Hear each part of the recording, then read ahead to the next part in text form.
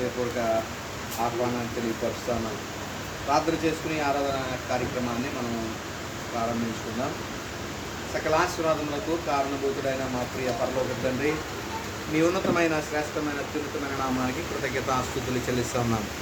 ఈ దినమందు మీ తండ్రి మరి ప్రియ బిడ్డ మరి పుష్పరత్న గారు తండ్రి లోకాన్ని విడిచి వెళ్ళి మరి నేటికి 1 సంవత్సరం గడుస్తూ ఉంది.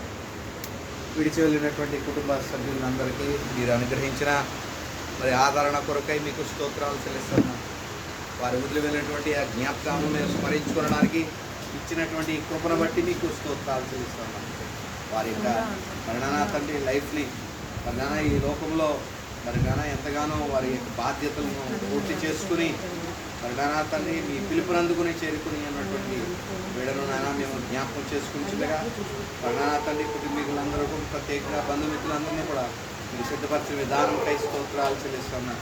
ఈ యొక్క కార్యక్రమం వరకు ఆది నుంచి అంతవరకు మీ ఆత్మహత్య కృపణ జరిగించి మీ పరిశుద్ధ నామమునకు మహిమకరంగా మమ్మల్ని అందరినీ వాడుకోమని ఈ జ్ఞాపకార్థ కూడిక మా అందరికీ ఆశీర్వాదకరంగా జరగడానికి మీరే కృపా సహాయములను గురించి యేసుక్రీస్తు పరిశుద్ధ నామమున స్తుతించి ప్రార్థించి వేడుకుంటున్నాం తండ్రి. ఆమేన్.